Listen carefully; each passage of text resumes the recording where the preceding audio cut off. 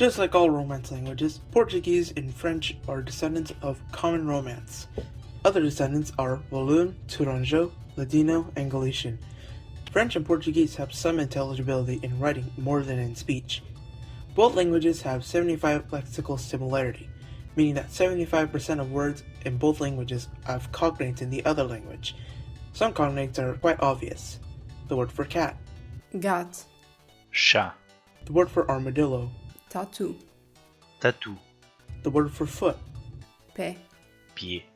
the greeting for bye, Adeus. Adieu. and the word for book. Livro. Livre. But of course, there are also many false friends, words that look and sound quite similar with different meanings. For example, Roxo. in Portuguese means purple, but Rouge. means red in French. In Portuguese, the auxiliary verb for have or the verb to exist is. Haver. In French, the verb Avoir. means to have. In Portuguese, the word Esquisito. means strange or weird, but in French Exquisite. means exquisite or fancy. Pronunciation and orthography. The sound j in both languages is represented by the letter J and G before I or E. For example, the word for game. Jogo. Je. In standard French, the letter R makes a sound r, a voice uvular fricative. In Portuguese, R at the beginning of a word, or double R, makes that same sound as in French. Otherwise, it's an alveolar tap, r. For example, the word for rat. Rato. Rat. French contains a larger amount of oral vowels than Portuguese. 12 for French, but 10 for Portuguese. Both languages also have nasal vowels.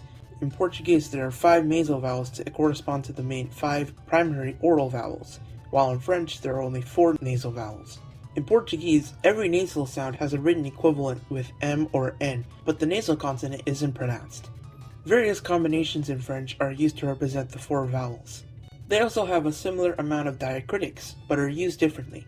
Both languages have the cedilla, which is like a little tail for the letter C. It makes the sound S before A, O, or U. Note that C represents S before I or E. Next, the circumflex. In French, these are used to indicate words that were originally spelled with the letter S, but in Portuguese they're used to indicate the mid-vowels, A, E, and O. The acute accent in French is mainly used for the sound E on the letter E.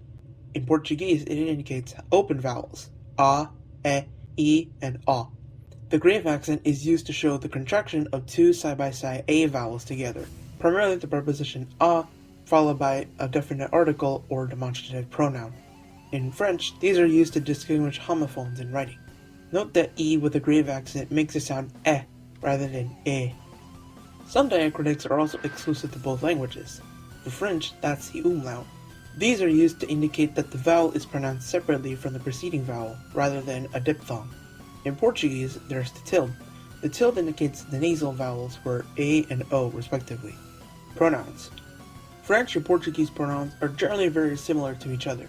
For example, the first and second person plural for French and Portuguese. Note that vous is also used as a second singular formal pronoun in French, and the second person singular formal pronoun in Portuguese is você and vocês, but the second person plural formal pronoun, vocês, can also be used in tandem with o senhor or os senhores and a senhora or as senhoras, but those four pronouns are used more in speech. In French, subject pronouns are never dropped, but that depends in Portuguese. The third person singular pronouns are mainly included in speech, but most others are dropped. For example, to say I have a job in French, J'ai un travail. in Portuguese, Tenho trabalho. and to say she had a job, that's Elle a un travail. Ela teve trabalho. gender. All nouns are either masculine or feminine. For example, the bad dog, in French, Le chien mauvais. and in Portuguese. O cão mau. And to say the good daughter, La fille bonne. A filha boa. in the first phrase, because the noun is masculine, the adjective and definite article are masculine. But because the noun in the second phrase is feminine, both the definite article and adjective are feminine. All articles are inflected for gender as well, as we just saw. In the definite, they're Le, la, les. in French and O, a, os, as. in Portuguese. In the indefinite, they're un, une, in French, but uma, uns, umas. in Portuguese. Note that plural indefinites translate as some in English. But notice that in French, indefinite plurals don't exist. How do we translate some in French? That's where partitive articles are used. Partitive articles are used to translate some in English. Grammar. As you saw earlier, subject pronouns are kept with the verb in French, but can mainly be dropped in Portuguese. To say, I play soccer, for example, that's in French, je joue au football, and in Portuguese. Jogo futebol. Another example of different grammar is that when an object pronoun is used, it comes before the verb in French, but after in Portuguese. To say, she found us, for example, that's elle nous a trouvés, Ela encontrou-nos.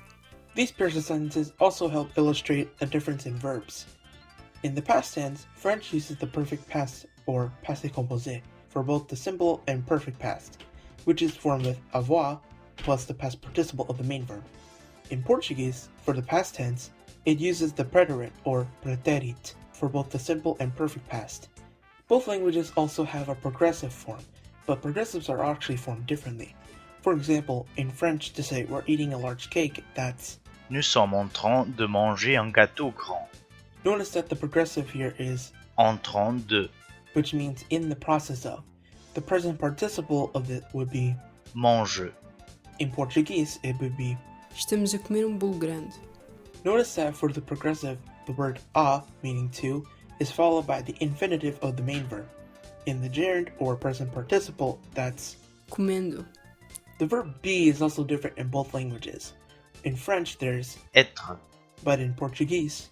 Ser. Estar. In Portuguese, Ser. is used for permanent states, for example, identifying a person, like for a job. The verb Estar. is used for temporary states, for example, feelings or actions. Basically, ser refers to what or who, and estar refers to where and how. Let's look at one final sentence in both languages. This means, we hope we can get the milk today. In French, nous espérons qu'il puisse obtenir le lait aujourd'hui, and in Portuguese. Esperamos que eu possa obter o leite hoje. Word for word, it's, we hope he can get the milk today. First, in both languages, the verb is conjugated for the first person plural.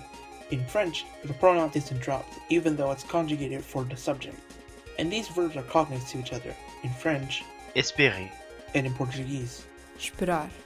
Next, notice this word before the pronoun for he. This is a relative pronoun, meaning that.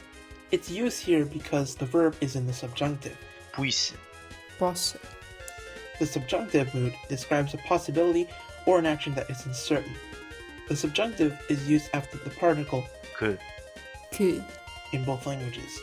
These are the subjunctive forms of cognate verbs. pouvoir, Poder.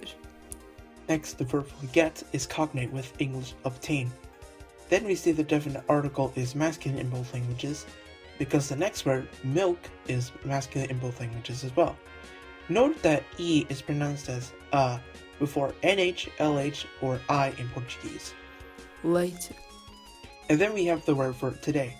This part in French is actually cognate with the Portuguese verb, we. Both derive from the Latin verb, hodie.